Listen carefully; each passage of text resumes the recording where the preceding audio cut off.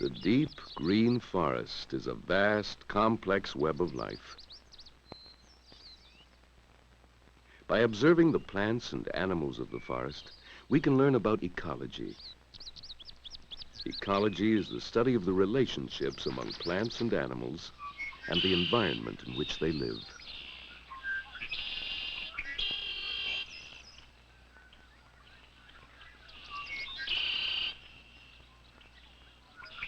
Our study of ecology will include several biomes. The forest, the harsh, dry desert, the shoreline where land and sea meet, and the city, land dominated by man. Biomes are the great communities of living things that occupy major portions of the earth. The deciduous forest biome is dominated by trees that usually shed their leaves in autumn.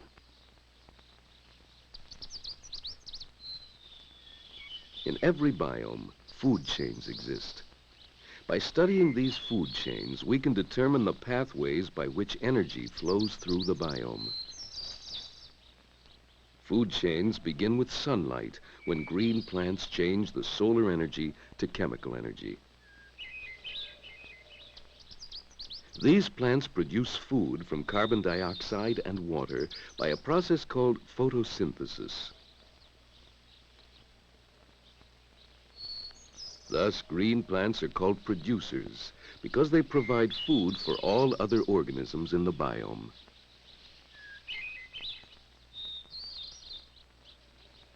At the next level of the food chain, we find primary consumers, animals which directly utilize the food energy produced by plants. In the deciduous forest biome, deer are one example of a primary consumer. Consumers that eat only plants are called herbivores. Insects are among the most numerous primary consumers. They may be found by the hundreds of millions in any forest. These primary consumers are preyed upon by animals at the next level of the food chain. Carnivores, or meat-eating animals. Toads and other carnivores are secondary consumers. Consumers at the next highest level of the food chain. Animals which hunt and kill other animals for food are called predators. The predator-prey relationship is one of the most common interactions between animals.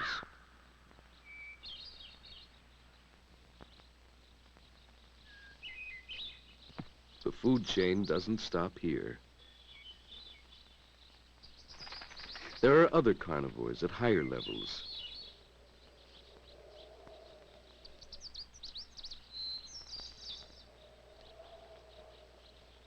This relationship between predator and prey, between animals higher in the food chain eating animals at lower levels, is a fundamental relationship among living creatures in any biome.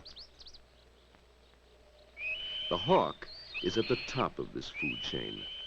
No animals prey on it. A food chain may be drawn as a pyramid. Energy flows from the base to the top of the pyramid. At each level, some energy is lost, and there are progressively fewer individuals. Dead material is broken down by decomposers, usually bacteria and fungi. In this way, organic matter is returned to the earth.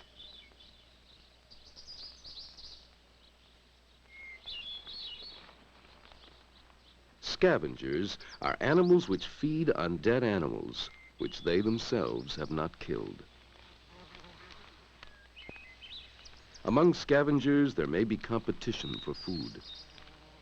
Scavengers form a special link in the biome. In any given biome, many food chains may exist. Food chains such as this are common to most biomes on Earth. This pond is a separate environment, or habitat, within the deciduous forest biome.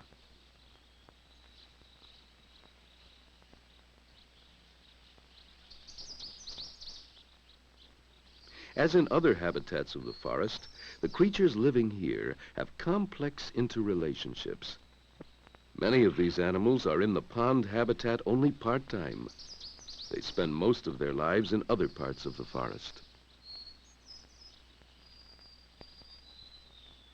The pond is part of the forest biome and is strongly influenced by the forest.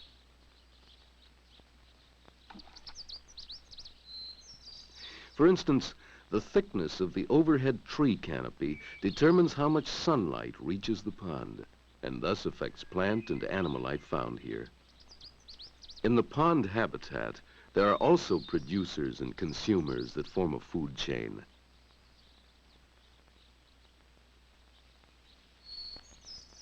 Small plants may be eaten by animals that live in or near the pond.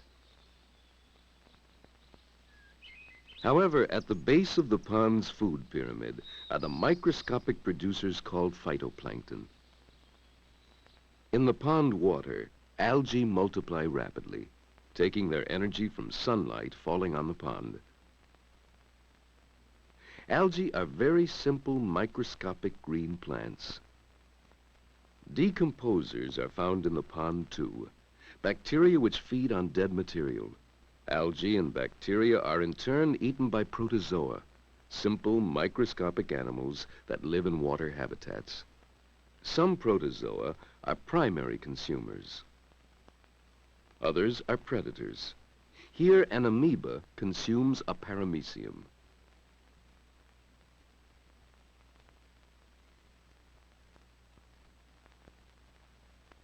Fish prey upon organisms which have eaten the protozoa, thus adding another link to the food chain. Parasites may feed on the fish. A parasite is an organism that feeds in or upon another organism which is called the host. The host is generally injured by the parasite and may in time die from the injury.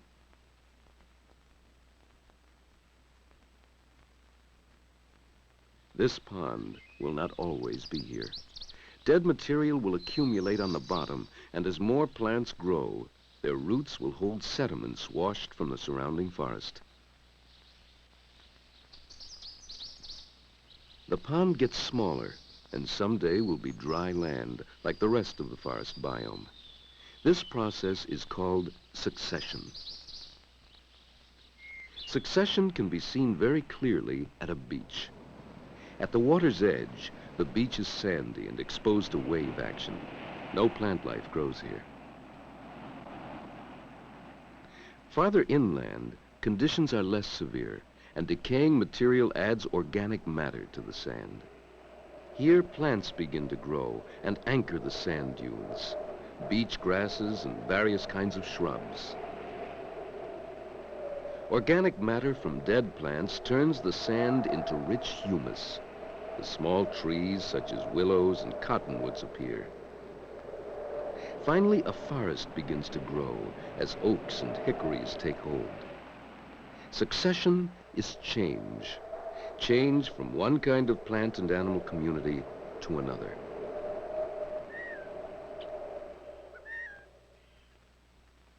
The desert is another type of biome. It's a harsh environment, but a complex web of life exists here too. Moisture comes to this arid biome only from a few winter snows, occasional rain showers, and dew. Sometimes precipitation comes too fast and hard. The dry earth can't absorb it all, and flash floods race across the land, eroding the soil and tearing up plant life. But the moisture brings life too. Cacti flower and produce fruit, which becomes food for desert animals. Desert plants show adaptations for survival in this dry environment. Cactus plants have long root systems close to the ground surface in order to soak up as much moisture as possible. They have spines instead of leaves, reducing moisture loss and providing protection. Ocotillo plants grow leaves only after it rains or snows.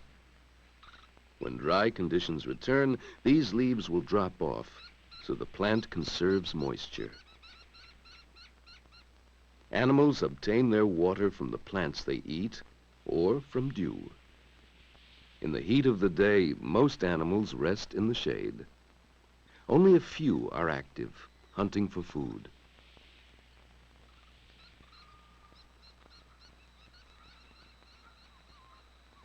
The setting sun brings cooler temperatures. Daytime animals withdraw to rest. And other animals begin to stir.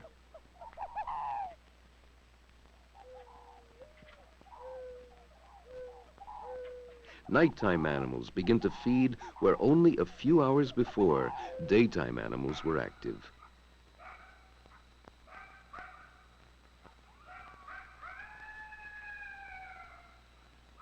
In another biome, the rocky shore, lack of moisture is certainly not a problem. The ecological relationships of this biome are governed by water action. Waves constantly pounding against the rocks and tides washing over the shore every day. Life is rugged for the animals living here. However, shorebirds find the environment to their liking. There are plenty of marine animals to feed on.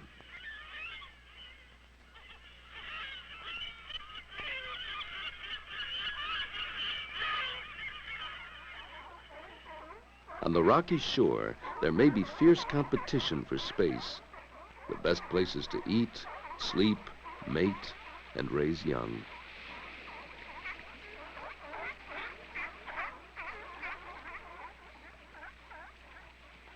In any ecosystem, living things constantly absorb, transfer, and circulate energy.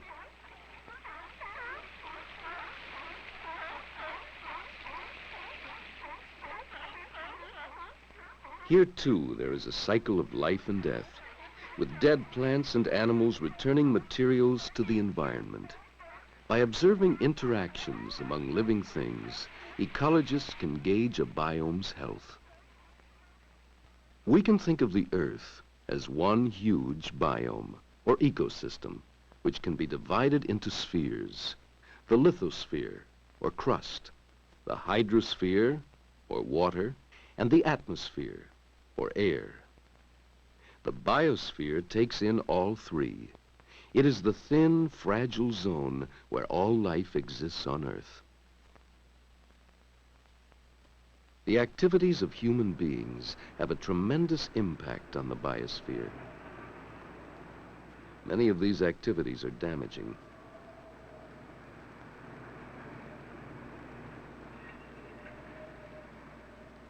We have built giant, crowded cities which have obliterated entire communities of life. Great islands of concrete, steel, and glass have replaced soil, green plants, and animals.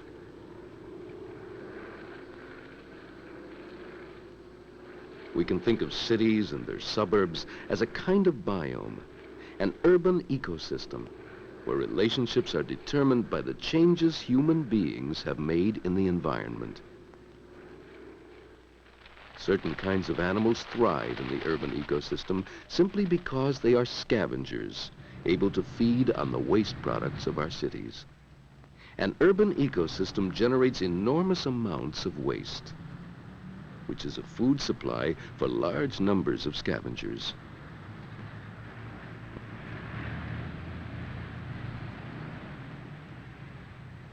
Producers, green plants, are largely absent from an urban ecosystem where concrete has replaced soil. Even so, the natural world has not been forgotten. On this wall, artists have painted pictures of endangered animal species. Animals whose continued existence is threatened by human activities. The message is clear.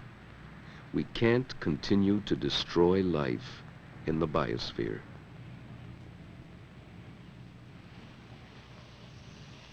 Some people try to bring a part of the natural world into this urban ecosystem.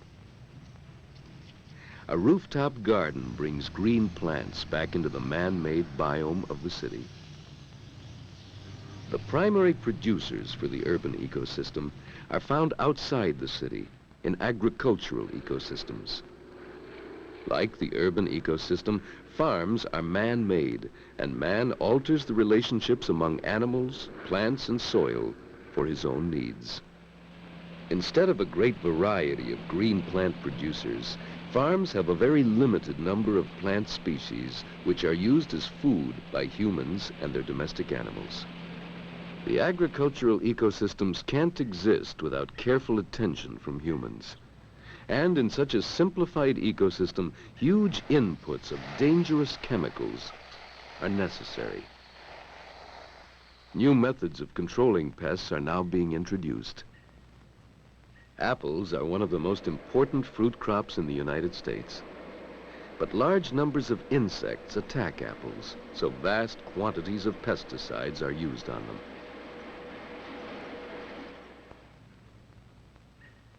Ecologists believe it's possible to control some of these harmful insects by introducing beneficial insects that will prey on them. One of these insect pests is the larva of the collen moth, which lives in and spoils apples. A species of wasp from Afghanistan is a predator of the collen moth. Attempts are being made to establish the wasp in California and in other parts of the world where apples are grown. The wasp doesn't prey directly upon the collen moth. Instead, the female lays eggs in the cocoon where the larva of the moth is dormant. When the egg hatches, the wasp larva feeds on the larva of the collen moth, thus killing it. As in a natural ecosystem, the parasite controls the population of the host. This wasp is laying her eggs in specially built nests containing collen moth cocoons. In the pupal, or resting stage, the wasps are gathered and attached to sheets of paper.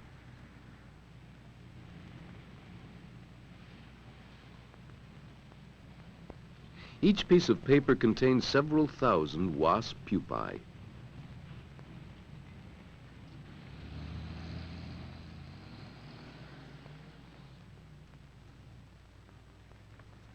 The wasp pupae are shipped to orchards all over the world.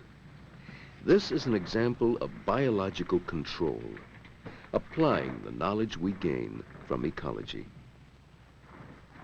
Applied ecology depends entirely on our knowledge of living things and the environment.